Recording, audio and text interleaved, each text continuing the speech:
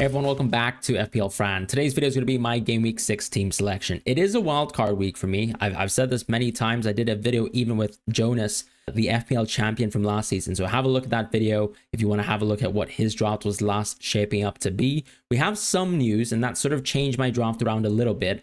But I imagine that there's going to be more news tomorrow in the press conferences. And on top of that, we might even have Manchester City leaks on the Game Week 6 deadline because they're the first game. They're playing versus Newcastle away from home, and we might get some news around things like whether Rico Lewis starts and whether he's in my wildcard draft, things like that. So leaks are going to be quite important. I imagine my draft can change a little bit, but this is the team that I really wanted to go with, and I went for differentials on purpose because I am trying to bet against the field a little bit while still trying to make some reasonable picks. In the meantime, though, I'd love to shout out Fantasy Football Hub. They're a fantastic tool. They still have an offer of 50% off up until the end of this September, and it does expire after that. So if you're interested in increasing your FPL rank, making sure you win your mini leagues, have a look at all the tools that they have on offer and do sign up with the link in description below and join Fantasy Football Hub for 50% off.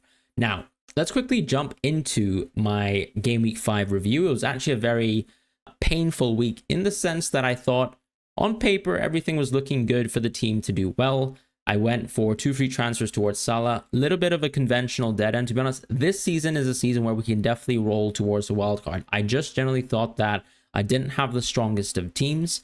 However, as it turns out, Haaland just had a free goal really versus Arsenal, and Salah wasn't looking great versus Bournemouth. So that's that, but we know that these are premium players. I'm sure Salah will have great performances. Liverpool are still versus Wolves away, so that's an amazing game considering that some teams like Wolves, like West Ham, or even Everton have been playing so poor this season. I'm sure everyone is looking at them equally to sometimes when you match up to, let's say, some of these promoted teams that we've been trying to target on purpose.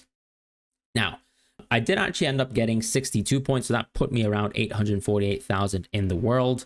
So not exactly the best start so far, but we have wildcarded. We've taken advantage of a lot of price rises and falls. There could still be some price rises tonight, though. So Luis Diaz could get a double price rise. That could actually increase my team value.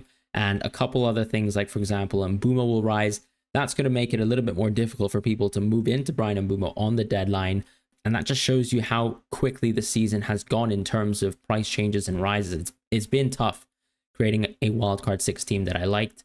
But that's that. In terms of Game Week 5, Henderson did really well. Pedro Porro, Dunk, Trent, all doing relatively well except for Dunk. I had Konsa on the bench, unfortunately. Still made sense to me to play Dunk over, let's say, someone like Konsa. As it turns out, Konsa scored a goal. So that's that. In terms of the midfield, Rodgers, Bruno, Eze, Salah. So Bruno and Eze continuing to be pretty dull, but I still think I have the confidence in these picks, and I don't think there's anything too bad. Yes, of course, the performances are poor. Man United looked absolutely awful within their European game, and you can argue that Crystal Palace have, for the most part, looked quite flat, but I think Eze has had plenty of chances himself. Vardy, the 1 week punt didn't work out, and João Pedro pretty much got injured, and Fabian was super cautious with him, so he came off the bench instead of actually starting, which was my prediction. So clearly I made a mistake there. And then I left Konsa on the bench, which was obviously where it hurt the most. Some people got some great Jota auto subs. I did not. And that's that. Haaland also vice captain, so nothing to really gain from there. And that's it. That sort of forced me towards a wild card because I didn't have any Arsenal assets, and we're staring at 2 amazing Arsenal fixtures. So that's where I am at right now. As far as Game Week 6 wildcard, let's just start with defense once again. I don't think my defense is too different to the defenses that I've debuted in the past. Particularly the wildcard draft that I featured last. I actually have quite a bit of team value, and I'm pretty confident that my defense is going to be exactly the same with one change. Instead of going for Raya as my goalkeeper or even Saliba as my second defender, I've decided not to go double Arsenal defense. I've decided to go Gabriel for the most part here, and he's now paired with Flecken as his goalkeeper instead of, let's say, double Arsenal. So I've gone for Iverson and Flecken, a 4.0 goalkeeper paired with Flecken. In defense, I've actually gone with Lewis and Guardiola. And part of this is because I do think that these players should be nailed for Man City over this period. Yes, of course, some benchings can happen. Yes, of course, Man City players can't be fully trusted. But I'm still happy to go with these players, given the run of games for them. And I do think that ultimately I'm comfortable with the minutes that they should get on paper. We should also hopefully get a significant chance of Man City leaks over the next few game weeks, where they have their best fixtures, and I'm happy to take that punt. As far as Leif Davis, though, him and Dunk is the pairing that I think a lot of people have some issues with. Dunk is a player that I would say ultimately is someone who has a great game week 9 because he's versus Wolves at home. But after that, or let's say in around that, the fixtures aren't great. But what I do think about Dunk is that he is a very good long-term pick. This wildcard is going to last me at least maybe 14, 15 game weeks at a time. So I don't really want to be wasting transfers on 4.5 million defenders. I do think that someone who's going to have a lot of value when Brighton's fixtures ease up a little bit is someone like Dunk, who I still hold in high regard as a pick. There are other players like this, right? Konsa, Pinnock, maybe even Collins. These sorts of players are all interesting. Even Levi Colwill as well from Chelsea. But as I said, because I think that I actually have a very strong defense in the short term, I don't really need Dunk other than maybe, let's say, when I choose to potentially bench Gabriel in Game Week 9, and that's where he'll be called upon to play versus Wolves at home. And I've got someone like Leif Davis as well, who generally just has really, really good fixtures.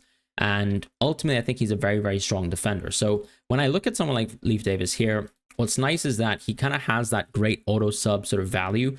Over the next few weeks, I'd say the best fixtures once again are game weeks 9 and 11 specifically. And then I still would be happy with him being an auto sub potentially on defense for the next 2 weeks. But I think we'll also get Man City leaks. So that's sort of the state of the game.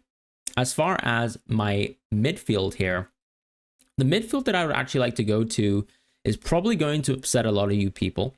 And the midfield that I've gone for is very similar to my previous midfield, but it has 2 changes in that I'm actually replacing Winks with Tyler Dibbling, and I'm replacing what was previously, let's say, the Salah position back with Saka, but keeping Bruno and Eze within the team. And then Mbumo joins as well, replacing another midfielder in the past. So not too many changes in the midfield, but part of this is because I still think that this structure is very, very strong.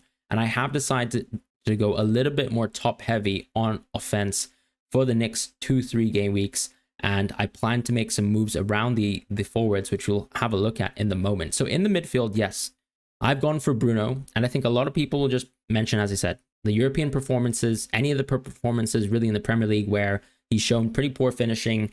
His teammates have shown continuously for the last 2 years that he's been pretty poor, but I still think that he has value as a pick, right? We have underlying data for the start of the season. We're not just talking about his priors, so we're not talking about seasons past. This season, he's actually already had really good underlying numbers. So I don't really have that sort of negative confidence against someone like Bruno, because yes, whilst he's shown really, really poor finishing so far, and you can argue that some of his teammates are also not great as finishers. Someone like Xerxes, for example, has been wasting big chances. But I still think that there's nothing to really say that Bruno is a negative finisher. So I still have confidence that he'll provide some returns. And as long as I'm able to sort of look ahead towards the long term, I do see myself being comfortable with owning Bruno. I don't think he'll have too many price falls left. I imagine all the people who wanted to sell Bruno have sold him. So I'll be taking my chances here and going with Bruno here. Part of this as well is because ultimately, a lot of my opponents have gone towards players like Luis Diaz, like Diogo Jota, and even, let's say, have moved towards Mbumo, who I have. But what I would say is that Bruno right now is at an ownership where I'm happy with still his ability to produce value as a pick. And if he's still sub 5% owned, I'm happy to still ride it out with someone like Bruno here, even though I know a lot of people will think that it makes absolutely no sense. Personally, I just think that there's enough value in his underlying data, in his penalty taking, and some of the set pieces that he get if Eriksen is not on the field, that Bruno is still a very valid FPL pick, and I'll take the chance really against the field. As far as Eze, same reason and same logic here. Mateta is someone who's clearly going to take the next penalty if he's on the pitch. I'm very comfortable with that sort of conclusion, but I'm happy with also keeping Eze because once again, his fitness seems to be at his best. He's playing 90 minutes a game. I know he's also playing a lot of EFL Cup matches, but ultimately I think he just has a lot of value within the game, and that's why I'm comfortable with Eze as a pick as well. And I've gone with Tyler Dibbling mostly because as a 4.5 midfielder, I do think he's a really good enabler. I don't want to go Winks here. I don't think there's any value towards Winks other than the 1 or 2 points per game and someone who can be your 15th player in the team. But I do think with Dibbling, if I can take at least one small punt here, that's really not going to affect my team on most game weeks where I have no plans to play, let's say, an 8th attacker for the time being because it's quite a tight squad and I'm planning to make some transfers around the forward that I've gone for. I don't really mind going with Dibbling here, who can be called upon in some specific weeks where Southampton have decent fixtures, right? what we've seen from Southampton so far isn't really impressive, but we still know that there are some teams sort of at that level where you can produce something if you're a Southampton attacker, as long as you're playing, if you have those matches in place. Like, for example, some of the other promotion candidates from last season, and even honestly some of the teams that I've already mentioned at the start of this episode, which is the likes of Wolves, the likes of West Ham, and the likes of Everton, who've just been really, really poor so far and have given value to most every team that they've played against. So that's why I'm going with this specific setup. In the forwards, though, moving on towards that, I'm actually choosing to go with Haaland, Calvert-Lewin, and Havertz. Part of this is, once again, a discussion about differentiation. So I wanted to make sure that a lot of teams, in my opinion, are going for players like Semenyo, are going for players like maybe Solanke right now. They're also arguably going for some other picks like maybe Chris Wood. Going with Havertz, in my opinion, gives me the opportunity to sort of differentiate against the field, go against double Arsenal defense, but also invest into triple Arsenal anyways, and still invest in a relatively strong defense. Now, this is the Man City defense that I'm mostly invested into, and a lot of people will have questions about how strong they are performing without Rodri, but I think we have some confidence that this season, Man City have actually played incredibly well without Rodri, and that's a small sample size. But to be fair, so is the sample size of Man City playing without Rodri, and I think that there's enough to really suggest that Pep is the type of manager who can manage a squad sans Rodri and still provide good results on both ends of the pitch. So I'm comfortable doing double Man City defense here, taking the punt against Arsenal defense, but also just thinking about when I look at these games, yes, of course, it's super likely that Arsenal will keep their clean sheets, but it's also super likely that Havertz can get some fantastic returns and some dividends over the next two games. And then if I really want to take the chance to move away from Havertz, I have the opportunity to move Havertz into someone like Solanke. If I went for someone like Saliba, I think I would be going for Saliba to Porro potentially as a Game Week 8 move. But I was thinking here that if I could differentiate my team a little bit, I don't mind going for Havertz. And the reason why I've gone for Calvert-Lewin over, let's say, someone like Chris Wood is simply because I do think that the fixtures are that good for Everton. Calvert-Lewin is the worst finisher in the league, but that doesn't mean necessarily that he's going to be unable to score a goal for the foreseeable future. If you give him a good enough run of games, I do think he's going to provide value. And I also see that Calvert-Lewin is a nice placeholder up until I want to bring back someone like João Pedro into my team. Whereas if I went for Chris Wood, I don't think that I'm necessarily maximizing on the fixtures too much. In the short term, of course, even in, for example, in Game Week 6, Chris Wood does have an amazing fixture. But just in terms of the medium term, I do think Calvert-Lewin does win out, even though you can make all the arguments like he's a negative finisher, that they both have penalties now, so what's the difference? And also, arguably, Nottingham Forest are a better team. Now, they're a better team for sure, but I don't think that there's enough to say that the actual attack of Nottingham Forest is that much better than the attack of Everton's. Where Nottingham Forest are actually supreme are clearly on defense, and we've seen that even with last season's numbers with Nuno in specific. So I think that I'm comfortable making the punt here to go towards Calvert-Lewin, and part of this is because if I go for someone like Chris Wood, it would be nice if I had a little bit more rotation. If I went for Semenyo, it would be nice if I had a little bit more rotation. By going for the players that I have here, I feel quite comfortable in owning a 4.5 attacker, and I'm willing to take the punt and take the loss as well by owning Bruno and even Calvert-Lewin. Why not? So that's going to be my team. Quite different from the rest of the field, and I think I'm generally happy with where I've landed. So that's going to be my Game Week 6 wildcard draft. Now, as far as looking at the short term here, I really wanted to look at Rob T's really, really nicely presented data here. So Rob T, as I said, is always someone that you should be looking at to follow at Rob T FPL on Twitter or FPLX. He's provided some of the matchup data for this week, and it's very interesting, right? Arsenal played with the best clean sheet odds, also the highest goal scoring odds. So this is a great chance to own someone like Havertz as an attacker, and I'm happy to do so when the goal scoring odds are that high. Now, the one team that I'm not invested into that unfortunately I feel like I've sidestepped is Liverpool. So I've gone against Liverpool assets here, namely Trent, who they have the second highest clean sheet odds, and I'm sure Salah, Jota, Diaz, etc. These sorts of players will be involved in this Liverpool game, and they'll get some value off of a really poor Wolves for the most part. But I think looking towards the next 4-5 fixtures, I'm comfortable sidestepping Liverpool and then revisiting them when they actually have a great run of games starting from Game Week 10. That's the bet that I'm going to take this time round. And if it doesn't work out, it doesn't work out. I'm comfortable with my decisions right now. Some of the other teams that are very interesting here, of course, would still be Man City. I think we can kind of see the regression of a team like Newcastle to see that Man City actually have really good dividends, for example, in even keeping a clean sheet and actually having pretty high goals scored at a very, very tough place to play, which is traditionally Newcastle away. But because Newcastle has been so poor so far, I think the odds have actually moved in a much better way for a team actually away from home here versus Newcastle. As far as other sort of things to look at, Chelsea, Bournemouth, Aston Villa, Brentford, all with pretty high sort of goal numbers. Same with United and Tottenham in what seems to be a very, very both teams to score type of game. I don't think there's too much really to be said here other than the fact that captaincy is going to be a very interesting swing, right?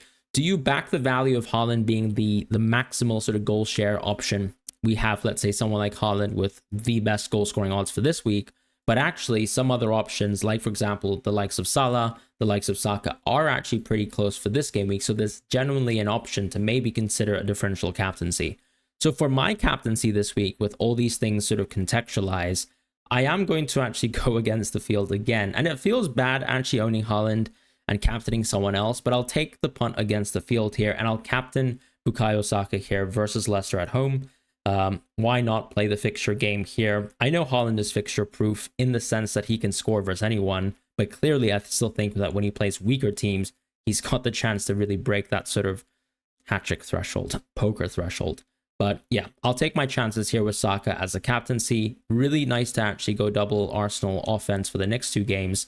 And hopefully Haaland doesn't go too nuclear, because I'm sure a lot of people will be going for a Haaland captaincy. If you own Salah in your team, I would definitely still consider going for a Salah captaincy. Or even with the idea of, let's say, Salah towards Saka, I know a lot of people had this transfer planned, but I do think that this is the type of game week where, because Liverpool have such a good fixture and Saka's minutes have looked a little bit sort of on and off, where if you're not on a wild card, I can generally see the justification to keep someone like Salah in your team and even captain him if you want, just to maximize on the fixture here. So those are my thoughts in terms of Game Week 6. That's how I'm going to round up my team. In terms of my actual team selection, because I've already shown you guys my wild card, my team is simply going to be Flecken as the goalkeeper, Iverson as the bench goalkeeper. In defense, I'll be playing Lewis, Guardiola, and Gabriel, waiting for some leaks to help support. Any case, if we don't have leaks, I'll still have Davis, and then Dunk will be on the absolute back of my bench. In the midfield, I'll have Bruno, Saka, and Mbumo, and Eze, and then in the front line, I'll have Calvert-Lewin, Haaland, and Havertz. As I said, with captaincy and vice-captaincy, my plans here are to captain Saka, to vice-captain Haaland, and first on my bench is probably going to be Dibbling, and then second on my bench is going to be Davis, and third on my bench is going to be Dunk. So that's going to be my team selection. Thank you guys so much for watching. I'll see you guys soon, definitely for the deadline stream. If you don't like the Bruno pick, that's fine. You can let me know in the comment section. Plenty of people have already. But I'm willing to just go with a little bit of a lower owned team. I wanted to go against the wildcard 6 template a little bit. I'm happy to do so with this team, and we'll ride it out. Take care and goodbye, and I'll see you guys soon.